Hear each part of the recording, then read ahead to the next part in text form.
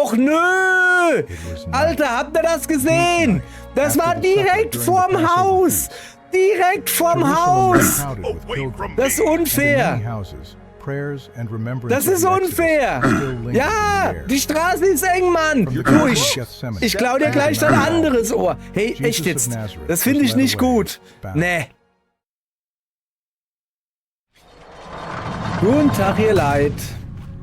Weiter geht's mit I am Jesus Christ. Und wir gehen mal gucken hier. Wir gehen mal zum Kollege. Der hat gesagt, er lädt mich ein zum Essen. Und dann dachte ich, komm, setzen wir uns mal hin. Gucken wir mal. Ach, guck mal, die anderen sind auch schon alle da. Ist es nicht schön? Alle hier versammelt. In trauter Dreizamkeit. Soll ich mich hinsetzen? Zu dir? Alles klar? Willkommen, Meister! Du kannst dir nicht vorstellen, wie froh wir sind, dich zu sehen. Junge, hättest dich wenigstens im Gesicht waschen können. Und auch ich freue mich, euch zu sehen, meine geliebten Freunde. Ich sehe, dass alles bereit ist. Mein Herz freut sich bei diesem Anblick. Ja. Also mit Knöpfchen drücken. Ja, Meister, alles sieht vollkommen aus. Fast als hätte jemand genau gewusst, was wir brauchen. Das ist ein Zeichen, dass er alles vorausgesehen hat. Ja, das stimmt wirklich. Wenn doch das Volk wüsste, dass er der wahre König Israels ist, es stünde heute Nacht gegen Rom aus. Simon, das ist keine Zeit zum Kampf. Es ist ein Fest. Kein Aufruhr. Ja, aber was, wenn heute Nacht etwas geschehen soll? Etwas, das wir noch nicht verstehen? Tja. Das wäre komisch. So, jetzt muss ich den Jungs hier erstmal die Füße waschen ein bisschen. Meister, können wir dir irgendwie helfen? Wozu sind die Schüssel und das Wasser? Herr, was tust du?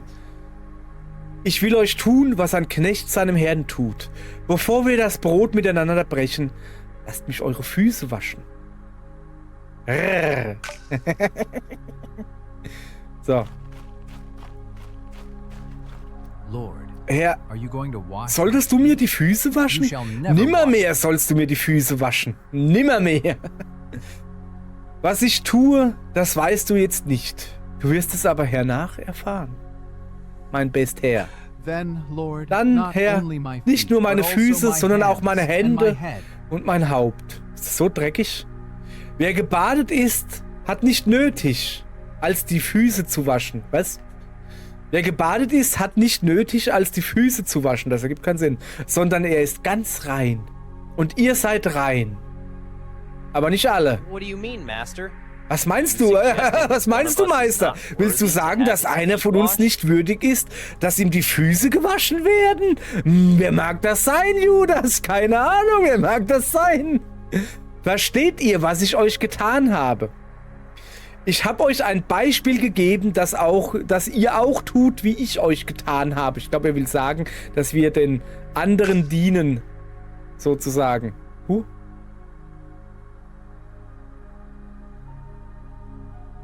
Drücke L2 auf dem Krug, um Wasser in die Schale zu gießen. Führe den Cursor über die Füße der Apostel, um sie zu waschen. Kommen Sie mal her.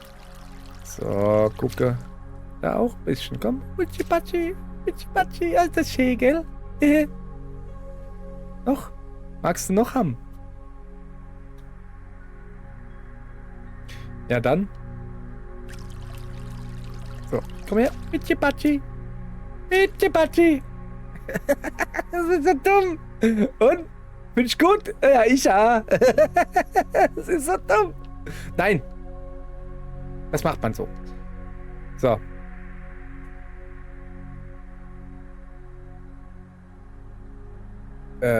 Okay. Du bist rein. Hinfort mit dir. Deine Füße sind gewaschen. Guck mal, ist das Öl? So. Wer bleibt übrig? Der Matze. Komm her, Matze. Matze. Mein guter Matze. Unten Haare auf dem Fuß und oben Glatze. So, erstmal Wasser reinmachen und jetzt Pitschi-Patschi. Pitschi-Patschi. Und hier. Der hat ja wirklich Füße auf dem Hahn. Hat wirklich jemand verstanden, was hier gerade geschehen ist? Einer unter euch wird mich verraten. Wahrlich, das sage ich euch. Und jetzt sag du mir, wer es ist. Herr, bin ich es? Keiner von uns würde so etwas tun, oder? Frag ihn, Johannes. Wen meint er? Herr, wer ist es? Das höre ich mir nicht länger an. Ich gehe raus. Ich brauche Luft. Willst du nicht mitraten, Judas? Naja, was du tust, das tue bald. Hä? Was ist gerade passiert? Wohin ist er gegangen? Er ist Geld verdienen gegangen. Vielleicht ist er etwas für das Fest holen gegangen. Nun ist des Menschen Sohn verkläret und Gott ist verkläret in ihm. Was? Kindlein, ich bin noch eine kleine Weile bei euch. Jetzt redet er wie mein Opa. Wie sollen wir deine Worte verstehen? Ein neues Gebot gebe ich euch. Dass ihr euch untereinander liebet, wie ich euch geliebt habe. Daran wird jedermann erkennen, dass ihr meine Jünger seid, so ihr Liebe untereinander habt. Jesus nahm das Brot, hob es empor, dankete und sprach, nehmet und esset, das ist mein Leib. Ja. Dann brach er das Brot und begann es unter den Armen zu verteilen. Nein, und gab es jedem der Apostel. Hör doch auf, mir ins Wort zu fallen, Mann. Lass mich reden, Junge. Ich.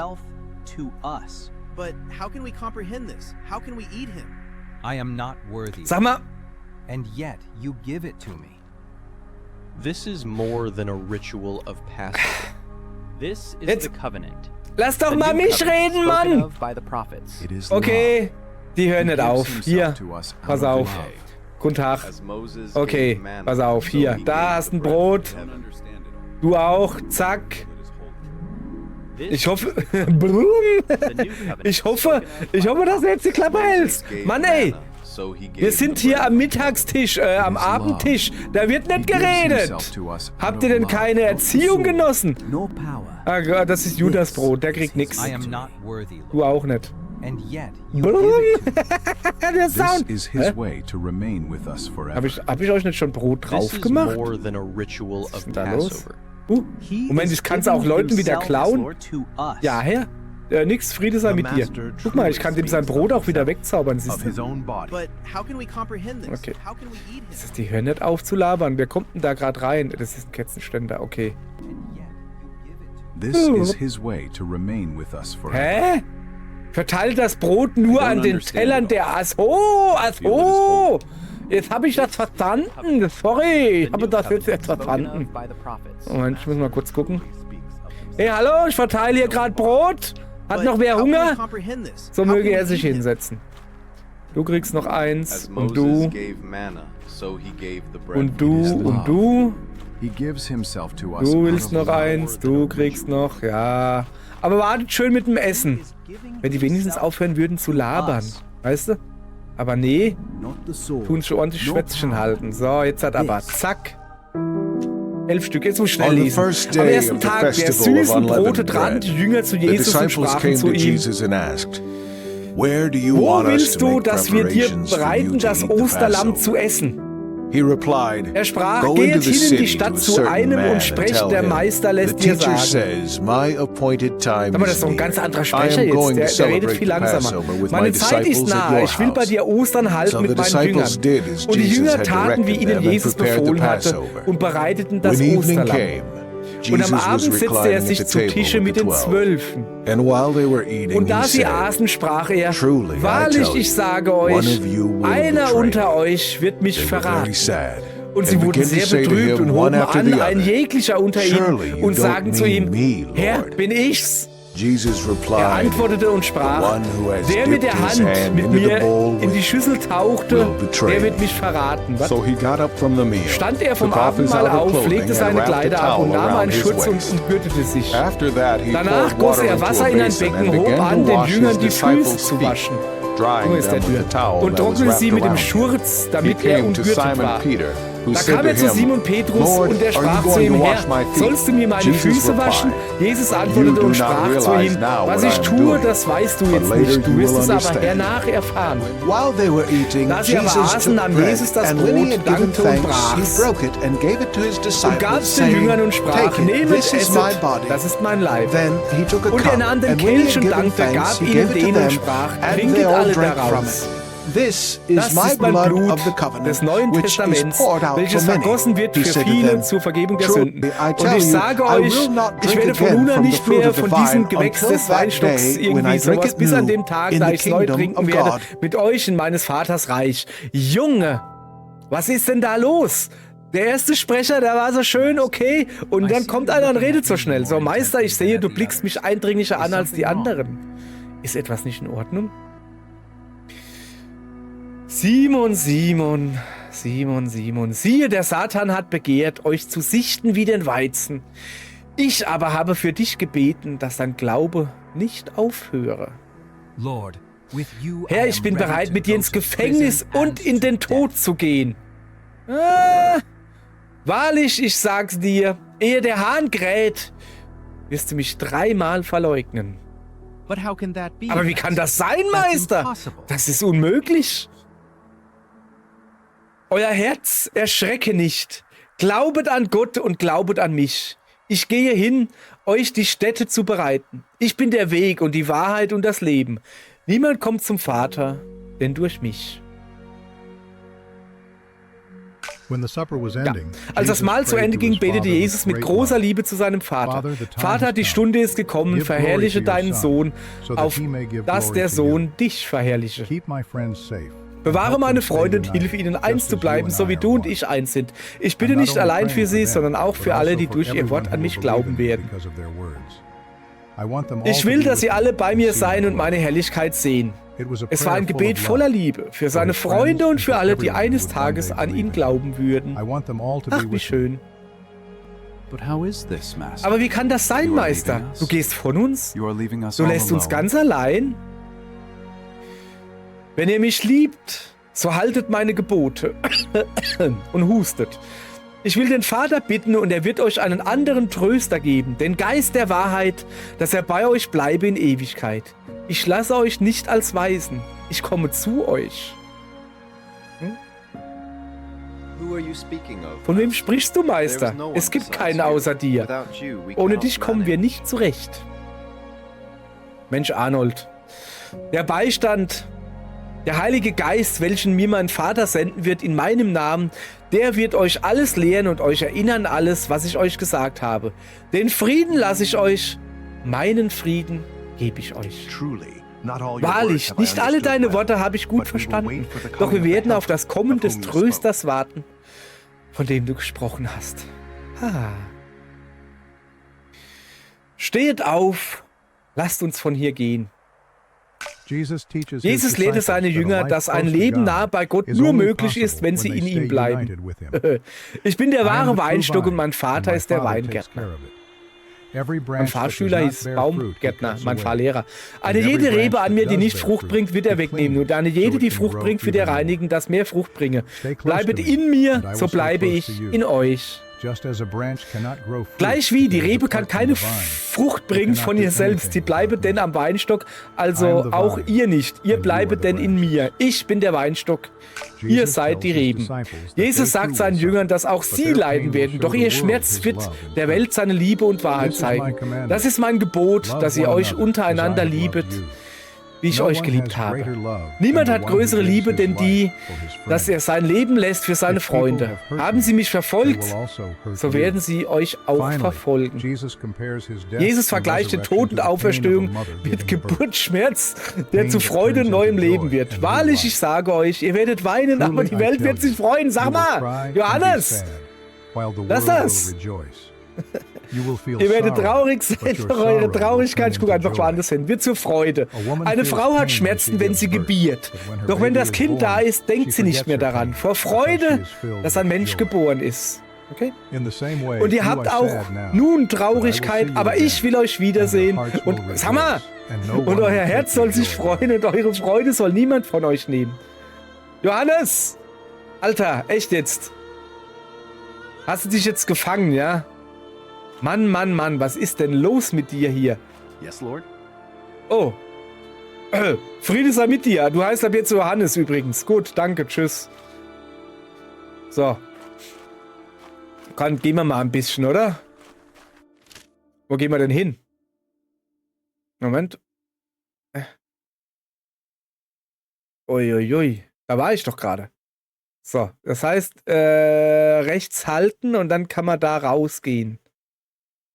Aber da unten wäre noch ein Wunder zu tätigen. Ja, aber ich will jetzt die Leute auch nicht warten lassen, ganz ehrlich so. Weißt du? Oh, hier komme ich doch aber nicht raus, oder? Mal gucken. Mal ein bisschen schneller. Sorry, es ist hier gerade so dunkel, gell? Aber im Dunkeln ist gut schunkeln. Sag mal, ich bin doch in der Nähe von der Maus. Achso. Mann, hey, ich habe wieder meine Maus gesehen hier. So, ich bin, falsch. Oder? Nee, ich bin richtig. Ich bin richtig falsch.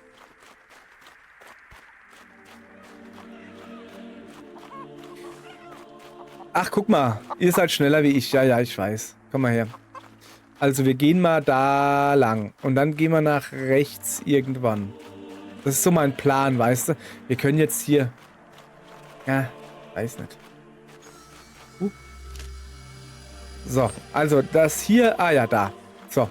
Okay. Alle da? Alle hier? Alle da. Okay. Pass auf. Was ist denn da? Sorry, aber das muss ich jetzt doch mal gucken. Das ist ein Sorry, aber von Pharisäer habe ich jetzt im Moment keinen Bock. Die werde ich nachher noch mal sehen. Bin ich mir ziemlich sicher. So, wir gucken uns noch ein bisschen hier einen kleinen Abendspaziergang, weißt du? So. Wer will die Taschenlampe halten? Der möge vortreten. Keiner? Okay. Dann werde ich die Fackel der Weisheit weit, weit von mir halten, auf dass sie mich nicht verbrenne mit ihrer Schleunis. Ne? So. Okay. Wir sind zumindest schon mal draußen. Aha. So. Und jetzt, Jungs, wie wäre es, wenn wir mal ein bisschen joggen, hä? Was haltet ihr davon? So. Wir joggen. Aber nur bis kurz vor die Mauer des Gottesackers. Denn da wird nicht gerannt. Das macht man nicht. Denn die Toten werden sonst neidisch, wie schnell und behende wir uns bewegen. Und die wollen wir nicht verärgern. Denn wenn die Toten aus ihren Gräbern auferstehen am Tag des jüngsten Gerichts, auch genannt Zombie-Tag, da werden sie sonst uns nachrennen. Wenn man auf dem Acker rennt, auf dem Friedhof, dann sehen die Toten, wie man sich schnell bewegt und dann können Zombies dann auch rennen. Das war nämlich das Problem von 28 Days Later zum Beispiel, dass die über den Friedhof gerannt sind. Weil Zombies sind ja dumm. Die sehen ja Leute nur rumlaufen. Aber wenn sie dann Leute rennen sehen, dann machen sie das nach. So, was ist denn das hier? Der Friedhof von Jerusalem. Der Friedhof in Jerusalem, insbesondere am Ölberg, ist seit der Antike eine bedeutende Begräbnisstätte. Zur Zeit Jesu galt er als heiliger Ort für Bestattungen aufgrund seiner Nähe zum Tempel und des Glaubens an die Auferstehung am Ende der Tage. Der Friedhof war ein wesentlicher Bestandteil des jüdischen Lebens mit aufwendigen Gräbern für Wohlhabende und einfacheren Gräbern für andere. Die Bestattungspraktiken spiegelten den tiefen religiösen Glauben des jüdischen Volkes wider. Insbesondere die Hoffnung auf... Ist das nicht ein Schreibfehler? Also dieses Wider ohne E heißt doch dann dagegen. Also wenn mir etwas zuwider ist, heißt das ja nicht, dass ich etwas wieder haben will, sondern dass ich das nicht gut finde. Egal. Insbesondere die Hoffnung auf Auferstehung und die Bedeutung, in der Nähe Jerusalems begraben zu sein. So. Okay?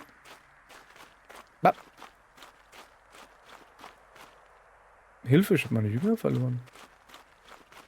Na sowas. Okay. Ich will jetzt ein bisschen stiller sein. Denn es ist schon gruselig genug, dass ich hier nachts über den Friedhof schleiche? Macht man eigentlich nicht. Könnt ihr dann ja sonst was denken. Aber wenn du schon nachts über den Friedhof schleichst und deine Notdurft in offene Gräber verrichten musst, dann mach das wenigstens leise und plär hier nicht rum. Deshalb rede ich jetzt etwas leiser, ja? So, wo ist denn der Höhleneingang? Ah, der ist ganz woanders. Schlag's einfach ein Ei, hey. Oh. So fluchet nicht auf der letzten Ruhestätte. Sonst machen die das nach. Haben wir ja gerade geklärt. Die machen alles nach.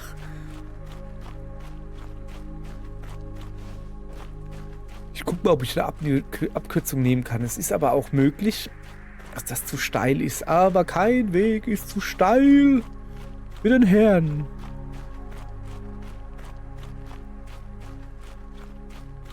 Oh, hopp. So. Guck mal. Ach, guck mal da. So. So, jetzt kann ich wieder ein bisschen lauter sein. So. Ah. So, was haben wir denn hier? Höhle. Was ist denn das für eine Höhle?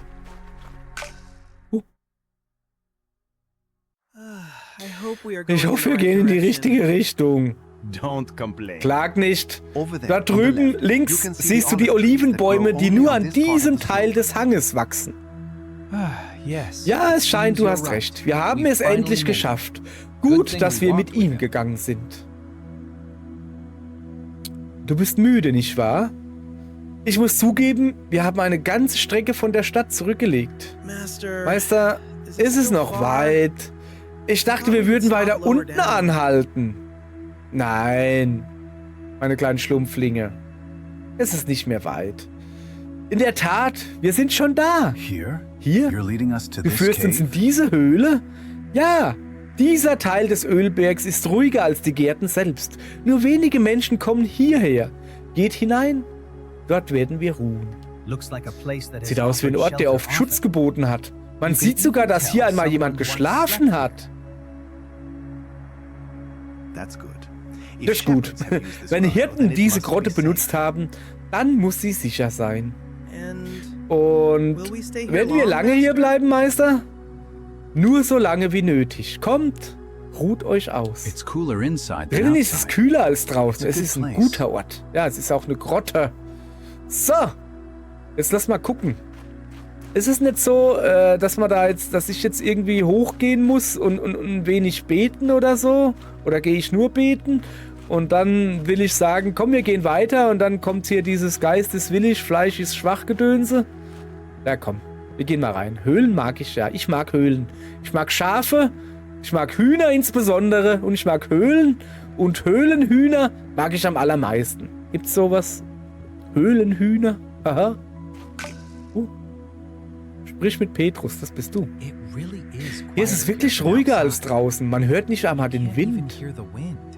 Wahnsinn, oder? Ich kann ja mal Wind machen. Man sieht, dass Hirten manchmal hier schlafen. Die Steine sind glatt abgenutzt. Man kann sogar ein paar Decken sehen, die zurückgelassen wurden. Mensch, irre geil, oder? Das ist ein guter Ort zum Ausruhen, Meister. Breitet eure Lager hier aus. Ruht euch aus. Die Nacht wird lang.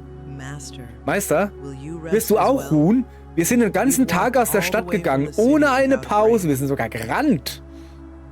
Ich werde ruhen, wenn die Zeit gekommen ist. Jetzt aber muss ich beten, habe ich doch gesagt. Willst du, dass wir mit dir beten? Nö. Also, ja, aber nicht alle. Petrus, Jakobus, Johannes. Ja, Meister. Wir kommen mit dir. Wir sind bald zurück. Bleibt hier, meine Lieben Freunde. Während wir gehen und beten. Sorry, das war... Möge der Meister Kraft haben, was auch immer ihn erwartet. Wir halten hier Wache. Er weiß, was er tut. So. Ich bin selbst müde, aber der Geist ist noch willig und das Fleisch ist noch wach. So. Junge, wie der sich gerade hier schön hingefallen hat gelassen tun. So, ich habe doch die 3 Jünger schon gewählt. Petrus, Johannes und noch ein Jo. Oder so. Obala, oder so. So. Ich muss schon wieder mit dir reden. Junge, ich krieg schon voll den Schluck auf. So. Meister, willst du hier beten? Am Feuer, sorry. Noch weiter, Petrus. Jesus, nee. Dort, wo die Bäume dichter stehen. Du kennst diesen Ort. Ist alles in Ordnung hier? Meine Seele ist sehr betrübt. Bis zum Tode. Meister, können wir etwas tun, um dir zu helfen? Es gibt eine Sache. Bleibt hier und wacht. In Ordnung, Meister. Wir werden wachen. Ich verspreche, ich werde meine Augen nicht schließen. Petrus, diese Nacht wird viele prüfen. Ich sage das nicht, um dich anzuklagen, sondern damit du verstehst, wie wichtig das Gebet ist. Meister, du weißt, was geschehen wird, nicht wahr? Die Stunde ist gekommen. Mein Verräter ist schon unterwegs und diesen Ort kennt er seit langem. Willst du deshalb, dass wir wachen? Damit wir dich warnen können, wenn sie kommen? Nee. Wacht nicht nur um meinetwillen. Wacht, damit ihr selbst nicht in Versuchung fallt. Setzt euch hierher, wartet auf mich. Ich will hingehen und zum Vater beten. Geh her, wir werden wachen. So. Jetzt will ich mal in aller Ruhe ordentlich noch einen abseilen. Denn ich habe da so die Vorahnung, wie ja jeder weiß, der South Park geguckt hat.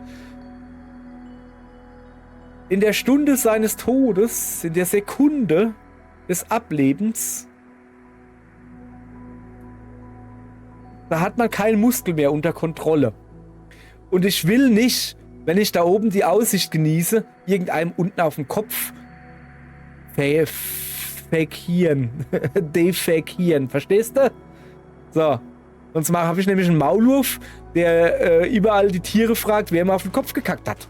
Das wollen wir nicht, zum Beispiel jetzt. Jesus ging von seinen Jüngern fort, tiefer in den Garten hinein, wo die Ölbäume dichter standen und das Mondlicht kaum durch ihr Laub drang. Wie ist das, ne? Als er etwa einen Steinwurf von Petrus, Jakobus und Johannes entfernt war, sank er auf die Knie. Dann warf er sich auf sein Angesicht. Dort in Einsamkeit und im Ringen begann er zu beten.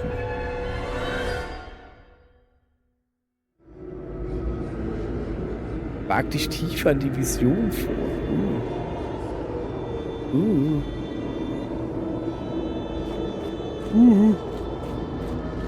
Wie tief soll ich denn hier vor? Ich gehe mal den Weg hier entlang. Das ist aber schon duster hier. Ist das Dalamadur? Schlagsafe, ey. Das sieht aber gar nicht gut aus hier.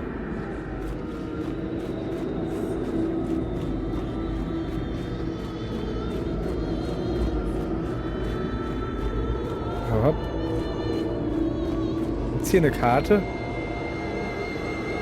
Okay. Ich muss da weiter rein, aber da geht's nicht weiter rein. Kann ich da über die Gräber hüpfen? Das glaube ich jetzt aber nicht, oder? Hopp. Ernsthaft jetzt? Okay. Okay, das ist so nicht geplant. Na gut, dann werde ich... Was ist denn das? Das sieht ja lustig aus. Aber was ist das? Ach, das ist ein... Moment! Ist das nicht so das... Ist das nicht so das Himmelstor oder ist es genau andersrum? Das war natürlich peinlich. So, lass mal gucken. Hier scheine ich grundsätzlich richtig zu sein.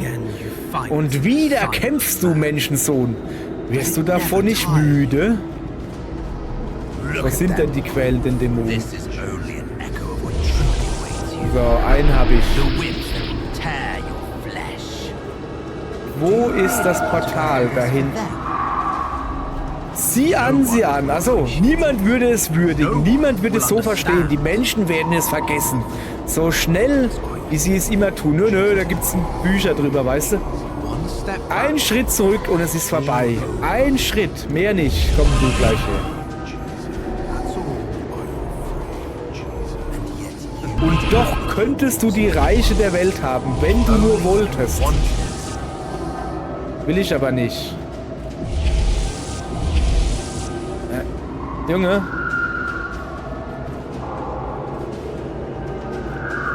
So. Gucke. 3 Dämonen ausgetrieben. Das sollte doch reichen, oder? Geh und öffne das Tor auf der anderen Seite. Oh, da war ich doch gerade, oder? Da war ich doch gerade.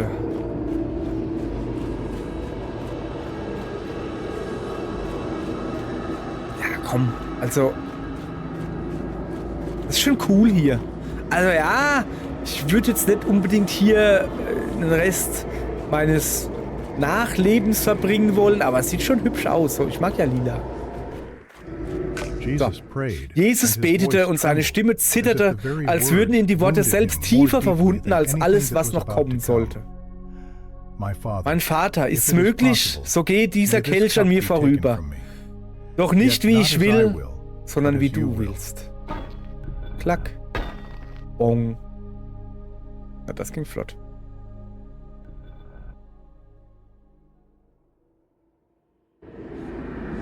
Das Labyrinth der Versuchung. Rom, eine Macht, die nicht mit einem einzigen Wort kannst du sie brechen. Sie werden nicht nachgeben, sie werden keinen Schritt zurückweichen.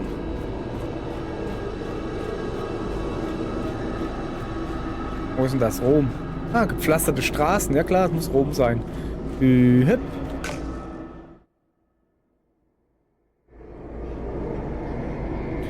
Folge den Wachen bis zum Ende des Weges.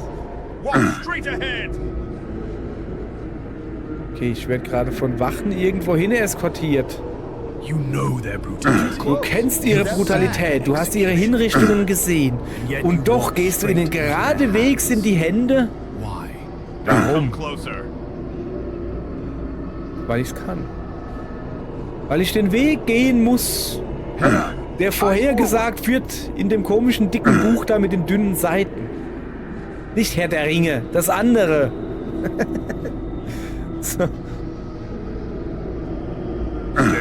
Ja, ich höre auf, mich hier rum zu bumsen da.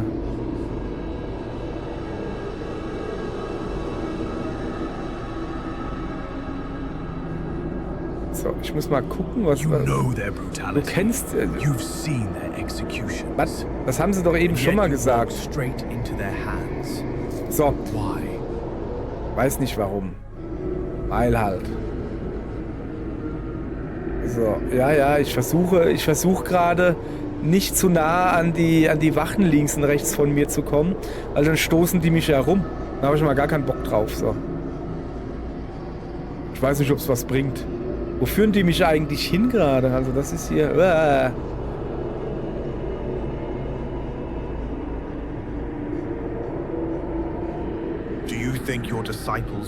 Meinst du, deine Jünger werden zu dir stehen? Siehst du einen von ihnen hier? Nein. In ihren Herzen sind sie längst geflohen. Oh, guck mal, die zerfallen so schön zu Feuer. Und das da nicht meine... Nee. Hätte ja sein können. Uiuiui. Der Pfad der Schatten. Okay. Ja. Das ist halt nicht so einfach hier. So.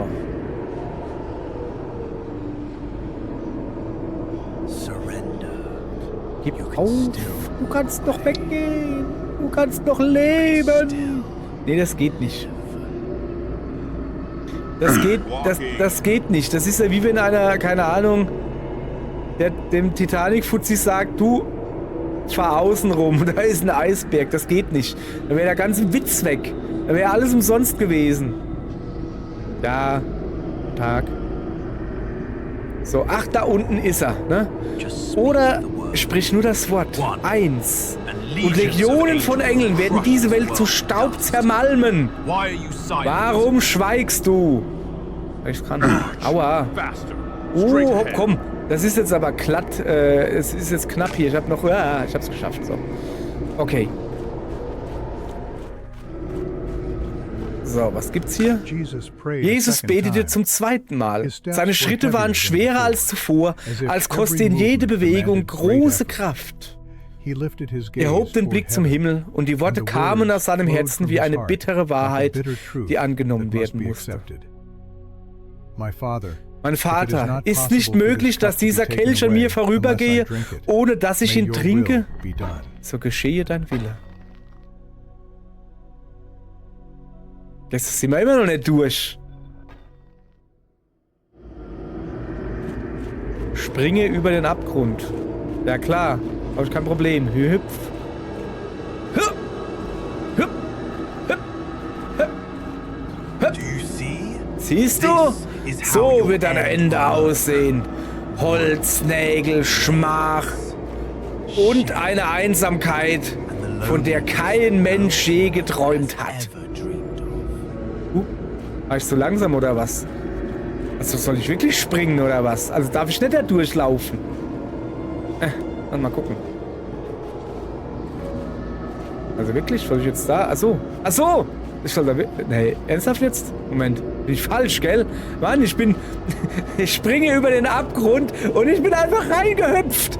Ich bin einfach mitten reingehüpft. Mann, ey. So. Was meinst du? Komm mit Anlauf. Huah! Geil, oder? Mann, ey. Ich bin gut zu Fuß mit dem Mund. Hüpp. Noch ein.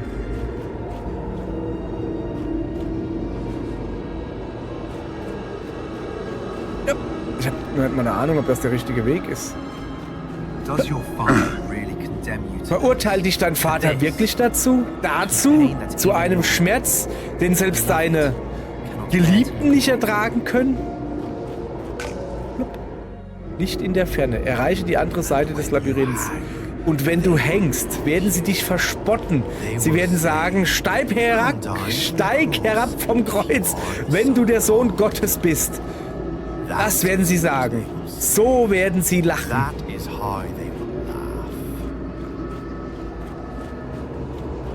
Okay, da drunten geht's nicht weiter. Ich würde da oben links reingehen. Denk nach. Du kannst dich noch zurückziehen. Du kannst den Weg noch verlassen. Du musst nur nicht weitergehen. Niemand wird dich hier finden. Niemand kann dich zwingen. Okay. Hier bin ich falsch. Ich darf nicht zu nah an die Stacheln da gehen. Die pieken mich. Aua, siehste? Sag ich doch. Tu das nicht, Jeschua. Nicht für diese Menschheit. Sie sind es nicht wert. Lass sie. Lass sie. Lass und komm zu mir. Nö, du. Ist schon gut. Ich will das selbst machen.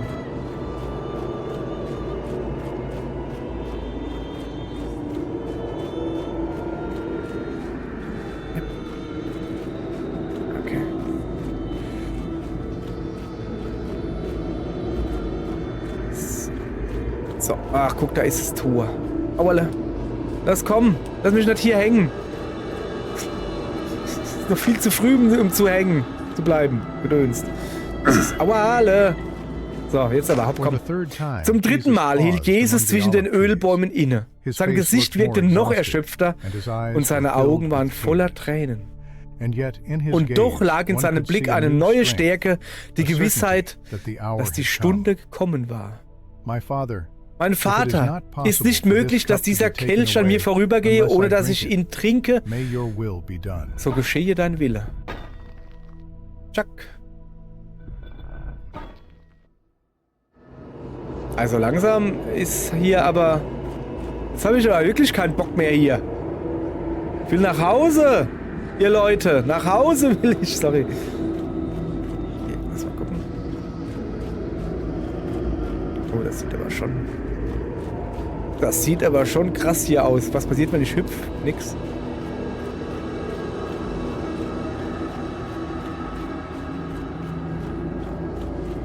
Ah, guck mal.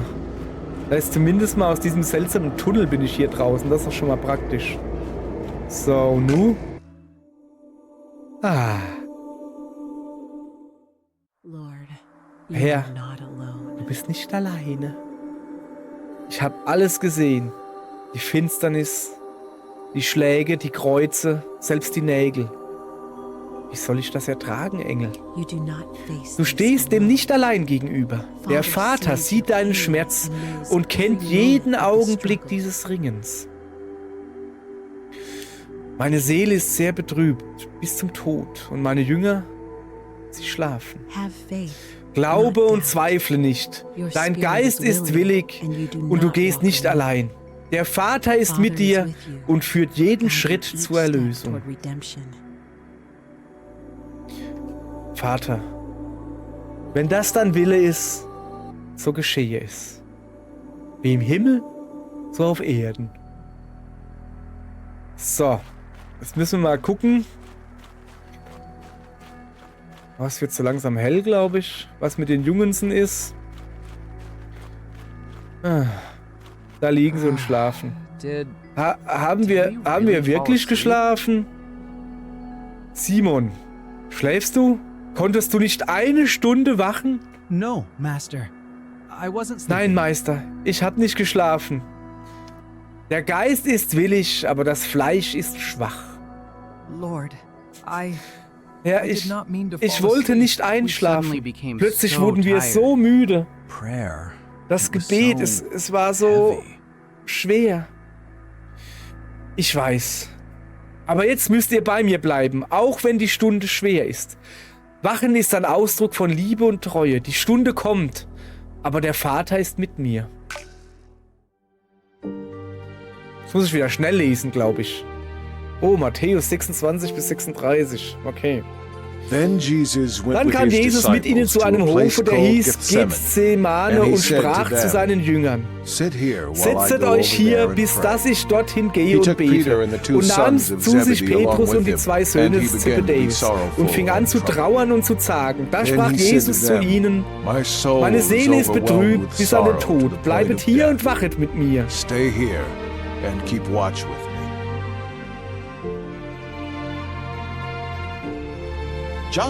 Und alsbald, da er noch redete, kam hierzu Judas, der 12 einer, und eine große Schar mit ihm mit Schwertern und mit Stangen von den Hohepriestern und Schriftgelehrten und Ältesten. Und der Verräter hatte ihnen ein Zeichen gegeben und gesagt: Welchen ich küssen werde, der ist's, den greifet und führet ihn sicher.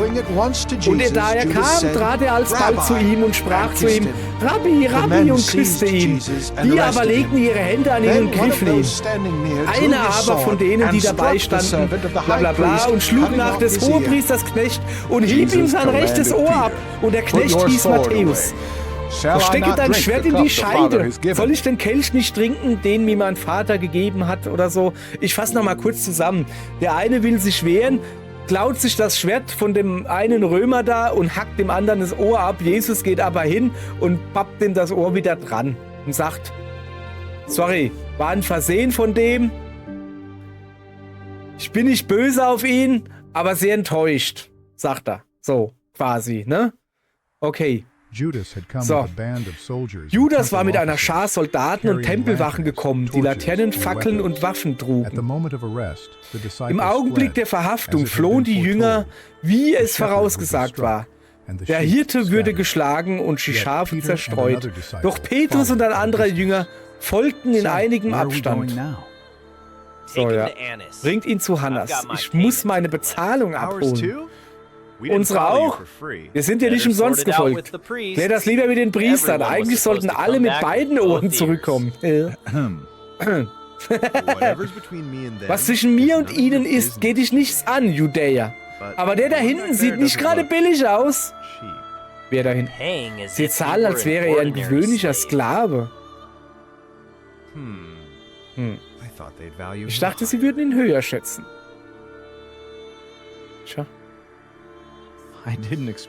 Ich hätte nicht erwartet, dass es so aussieht. Also, dass er, als würde er warten.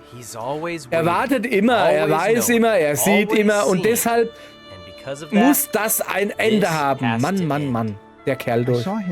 Ich habe gesehen, wie er den Mann heilte, der gekommen war, um ihn zu holen. Du hast es gesehen und trotzdem schleppst du ihn noch immer mit dir herum. Wir müssen weiter. Wir gehen ja. Ich frage halt nur, warum? Warum? Weil es getan werden muss. Ich dachte, er würde endlich tun, was alle versprechen, die eine Menge mitreißen. Und jetzt muss er die Folgen tragen. Ja, das ist keine Antwort. Aber das ist die einzige, die der Judas da hat.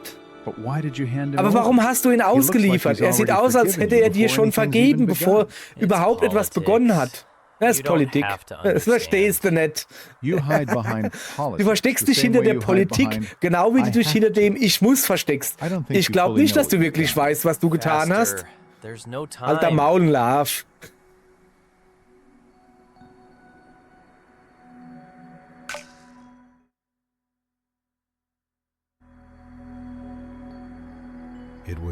Es war Nacht, tiefe Nacht, nach dem Mahl des Passafest.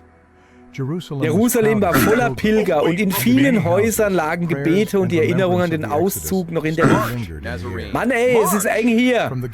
Ja, vom Garten Gethsemane nach der Ölberg wurde Jesus von Nazareth gefesselt weggeführt. Mann, hey, das ist gerade nicht einfach. Es ist hier sehr eng und die sind ziemlich nah an mir. Wie soll ich das machen, nicht an die zu stoßen? Die Stadt ist voller Menschen. Zu Passa ist es immer so. Darum nehmen wir die Seitenstraßen. Wenn ihn jemand erkennt, gibt's Chaos. So, jetzt lass mich mal da um die Ecke biegen. Ist er das? Ah, Mann, ey. Ah, jetzt. Mann, ey. Genau der. Ein Galiläer. Jeder redet über ihn. Manche sagen, er sei ein Prophet. Und andere der Messias. Darum kann er sich nicht frei bewegen. Ja, nee, weil links und rechts von mir römische Wachen sind, Mann.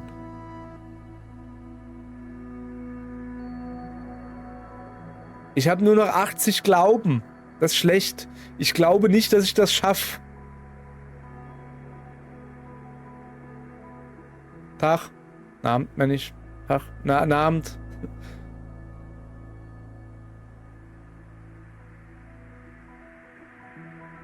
So. Ja, aber die sehen mich doch alle. Ich meine, ja, das sind die Seitenstraßen. Dieser Mann, den ihr da führt, ist das Jesus? Tritt beiseite und misch dich nicht in unsere Angelegenheiten ein, oder wir nehmen dich gleich mit. Okay. Nee, alles klar, das erklärt genau das, was ich gerade gefragt habe. Das erklärt es ganz genau.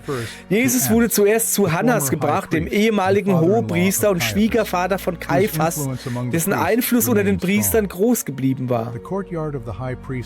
Der Hof des Hauses des Hohepriesters war beleuchtet. Diener und Wachen versammelten sich an der Nachtluft.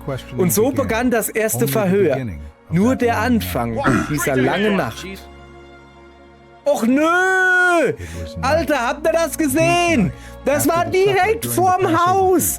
Direkt vorm Haus! Das ist unfair! Das ist unfair! Ja! Die Straße ist eng, Mann! Du, ich klau dir gleich dein anderes Ohr! Hey, echt jetzt? Das finde ich nicht gut! Nee! Wie lange laufe ich jetzt hier durch die Straßen? Ich habe jetzt nur noch 280, jetzt gibt's Randale, die schramme ich eben von der Straße hier. Weg da, du Naftel!